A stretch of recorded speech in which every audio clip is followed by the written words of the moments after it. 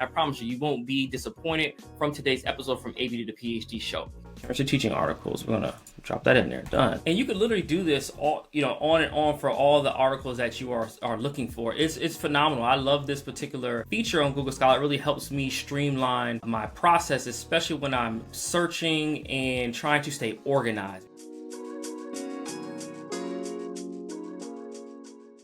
Did you know that Google Scholar is one of the most powerful search engines that you can have and use for your dissertation? But have you been wondering if you're using it to its full potential? And if you're tired of endlessly looking and searching for articles and still not finding what you need, this is the episode from you. I've heard from a lot of folks that they're trying to figure out ways to be more efficient as a researcher. And one of the tools that I like to use and a lot of our scholars in our Velocity coaching program use is Google Scholar, because it can give you a process in a space in order to like speed up how fast you're able to find articles and organize and keep everything together. So trust me, after this episode, watch this whole thing, because I'm going to actually go into Google Scholar and show you how to do some of the search strategies that I do in order to find articles, keep myself organized. I promise you won't be disappointed from today's episode from ABD to PhD show. My name is Dr. Ramon Goins, if you don't know, and I'm founder of Done Dissertation. And at Done Dissertation, our goal is to help doctoral students write and defend their dissertation in record time. Today's episode is sponsored by the Done Dissertation Velocity Coaching Program, which is a coaching experience dedicated to helping you, the doctoral student, write and defend your dissertation quickly. If you're interested in learning more and scheduling a complimentary consultation, please feel free to scan the QR code here or go to www.velocitydissertation.com and schedule your time to chat with us more about our program and how we can help you get to the finish line and use some of these strategies and take it to the next level by helping you actually write and put together your dissertation in a way that gets you out the process. And so I'm so looking forward to this episode because I love Google Scholar. It's something I use daily in my practice, and I want to show you all some of the Google Scholar hacks to make your doctoral journey much easier. And so when we are thinking about using Google Scholar, the first thing where I want to have our attention focused on first is search strategies. So now we're in Google Scholar. So when we are talking about search strategies, there are a couple of different things to consider. So when you first get to the page, of course, you're at your home screen, you'll see everything that's here. And then let's say, for instance, I'm going to take my own research area, Black male adult learners, right? And I want to, first do initial search. And what it will do is find different scholars that have written about that topic based on those keywords. And so I initially start my whole search here.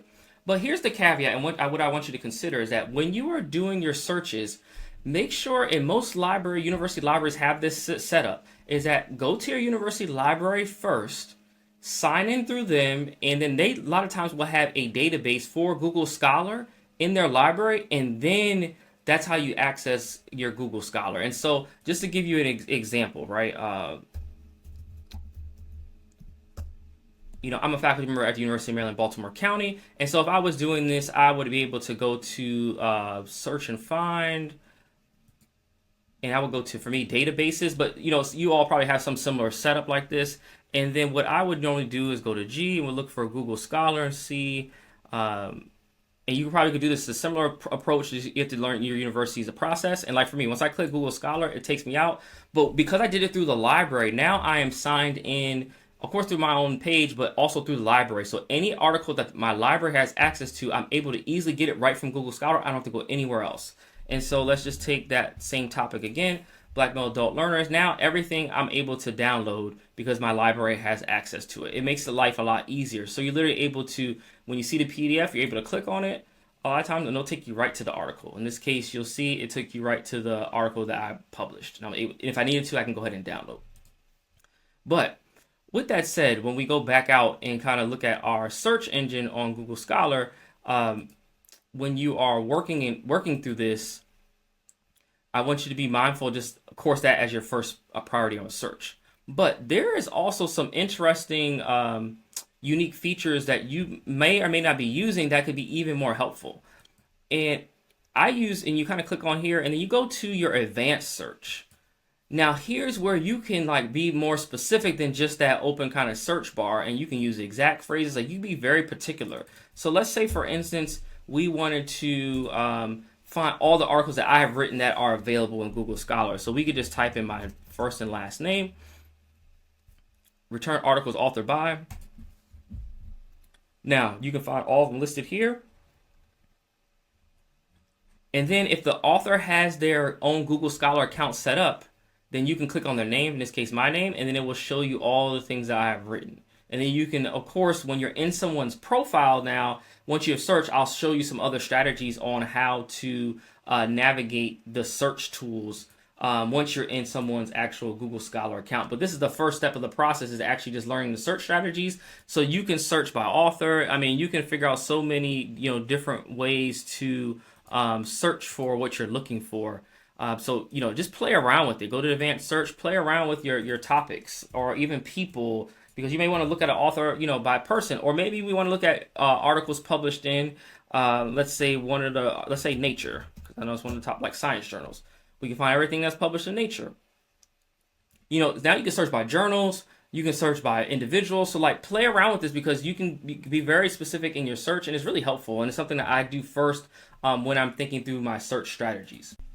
Okay, now let's look at step 2, is my ability to organize. So when I was a doc student, I didn't use this as much to organize, but now I see such a great value in it. And one of the features that I use in Google Scholar that you can use, and which you can access from my library, is the idea that you can manage labels and create labels that allow you to think about your labels as folders, and then these folders allow you to organize articles. Let's say, for instance, I'll delete this one, but let's say I have one on phenomenology, right? And that was something I was looking for. I wanted articles on phenomenology.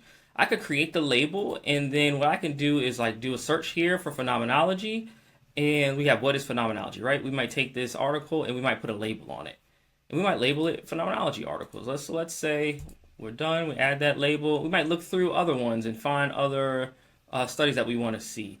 Let's do a phenomenology. Let's do another search. Let's look at all these other articles out, and we can literally put the label and attach it to everything. And then what it allows us to do is when we go to the actual label, we can go phenomenology and we can see the articles in one space. So I really do like this particular feature, just to stay organized by using labels. But then what you can do also, let's say, for instance, you didn't have any labels created, but you wanted to look at, let's say chemistry teaching, for instance.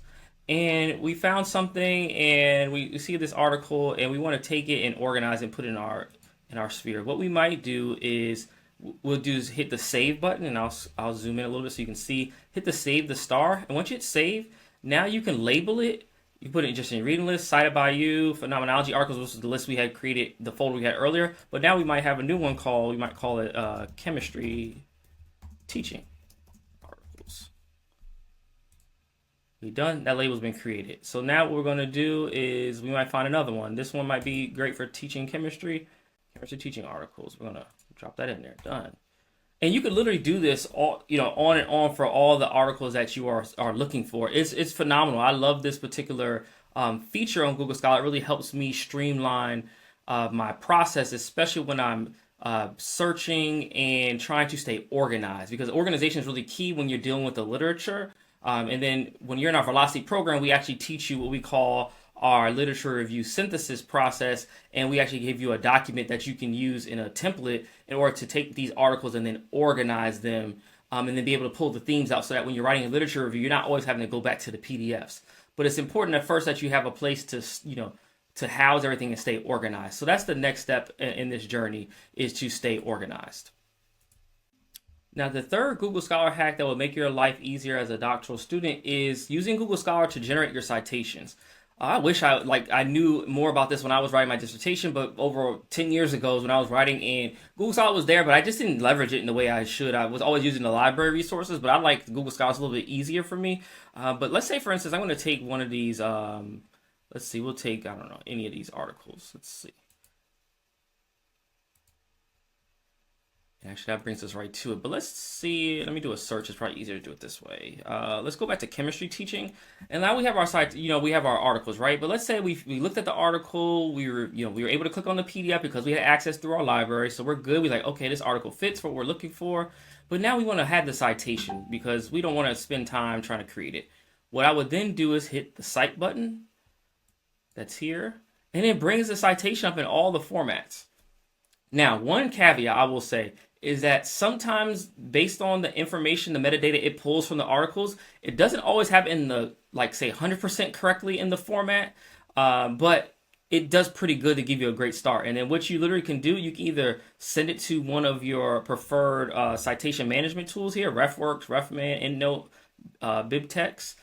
You can either, what I used to do, because I'm a little more old school, I don't use any of those necessarily, I just go copy it and then I paste it in a Word document. There's so many things that you can do, but being able to generate citations quickly is helpful because, there's nothing worse than having to spend a lot of time on this. But I know a lot of you all are using like EndNote and a lot of other softwares that do it. But for my folks a little more old school like me, this is a route that you can go easily to create the citations, and you have it for every article, including books, all these things. But again, sometimes you just want to check it and just make sure it has the proper citation for the format that you're using. But it covers a lot of them: MLA, APA, Chicago, Harvard, Vancouver. A lot of this will cover a lot of disciplines. And so this is a great start, and this is something I highly recommend, and definitely a hack when using Google Scholar is using it to generate your citations. And look, I know some of y'all like to get into the rabbit hole of searching. And so this last Google Scholar hack that I use is helpful for me sometimes when I'm trying to find articles that are similar to ones I've been reading. And so I'm going to show you one of the things that I often use to find new articles or articles, that might be in the realm of what I want to do, but I hadn't searched them previously. And so let's go, for instance, we'll take a topic like, let's say teacher diversity. And let's say, for instance, that we look through the articles, we know there's some other things that are happening here. And some of the rabbit holes I'll get into is that I use the cited by feature. And so we can see this one article, Increasing Teacher Diversity Strategies to Improve the Teaching Workforce. It's a piece written by Center for American Progress in 2011. But we might want to know, well, who cited this? Because it might give us ideas about other work that is similar. So we might hit cited by. Now, we can look through all the articles that cited that one. So now we can find other pieces that might be related to, the study. And so I'm luckily, right in this area, I'm seeing some of my colleagues and friends. And so I'm able to look. And then again, I can go back to using some of those features. Like I want to cite it, I click the cite button, I can pop it up. If I want to save it to my organization, I can create a new list. Maybe I have a new one called teacher diversity. So maybe it's teacher diversity literature.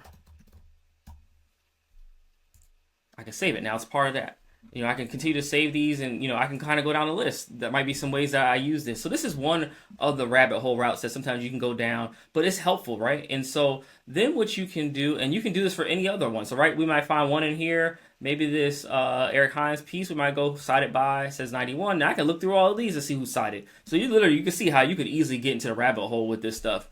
And then what I often will do, and what you will be helpful sometimes in the articles, you'll see a piece that'll say related articles.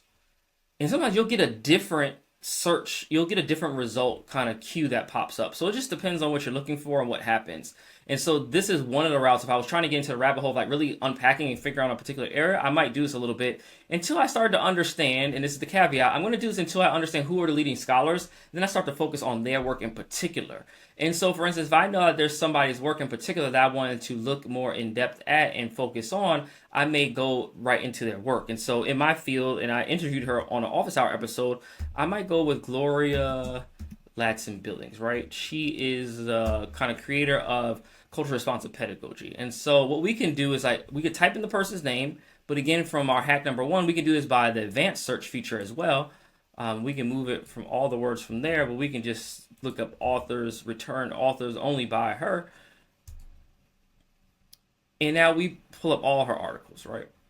And then what it allows you to do, you can click on their name. So when the author has their profile, you can click on their name, and now we can look at all of their work. So this is helpful when you are, writing a dissertation and you're trying to figure out the body of work of a particular faculty member or a particular researcher or researchers. You can go and look at their whole body of work. So, Dr. Ladson Billings is the truth. 101,000 citations, which is phenomenal, right? And so you can see the year, and then here when you look at someone's record as a researcher, you can look at and have it organized. The default is cited by, so like how many times was it cited? So To Critical Race Theory Education was cited 16,127 times, and it was published in 1995. But let's say, for instance, if your chair is like, oh, you need newer work, quote, newer work, even though the work is important, but they want newer work, then you can organize by year. So you just click on the year hyperlink and it switches it. So now it looks at what's coming out. So she already has pieces coming out in 25, and you can see things that happen in 2024, 23, etc. So sometimes I use this to go back and forth. And then lastly, what you can do is you can click the follow button, and it allows you to keep up with any articles that are published by the particular author. So if I clicked on follow, it will pop up, but it has my email in there. But it will pop up, and then it will allow me to create a like a daily tab for her in terms of any new articles that either she wrote that were published or that people cited her work. And so it depends on the level of how many new pings you want every day about work that comes out, so you can make that determination. But the follow button is great. And then lastly, as you're thinking about this, if you don't have a Google Scholar account, you need to hurry up and get one. Even if you're a doc student, like at some point your dissertation is going to be out there, and that could be one of the first pieces that sits under your Google Scholar account. But create it. It doesn't take but a couple of minutes to develop it, and then you can start organizing the stuff that you have. And so you can see here's my own Google Scholar account, and again, the cited by. So this piece that I wrote with Dr. Bianco, one of our mentors, was cited 251 times, was published in 2016. But if we want to go to the year, again, is how I would use it. We could look at all the new things that I maybe had come out in 2024. So you can see all the 2024 articles or publications. So this could be books, it could be policy reports. So I have a number of policy reports that came out in 2024. We could look at journal articles, and we can go down the board in terms of what's happened when. But this is a phenomenal tool, and you can go down the rabbit hole, right? But this is something that you just want to have access to, just in case you want to look up people's body of work, rather than looking up for particular articles on a specific topic. I hope today's episode from ABD to PhD show was helpful for you. If you found value out of this, please hit the like and subscribe button if you're watching this on YouTube, or follow us wherever you're watching this on social media. But here's the thing, right? Learning Google Scholar is one tool, and today's episode is very tactical, but we know that within the scope of you finishing your doctoral journey, you might need help with your dissertation, and it's beyond just be able to search articles. It's about, how do I write the literature review? How do I differentiate between synthesizing versus summarizing literature? How do I work with my chair if they are ghosting me when I'm trying to get things done?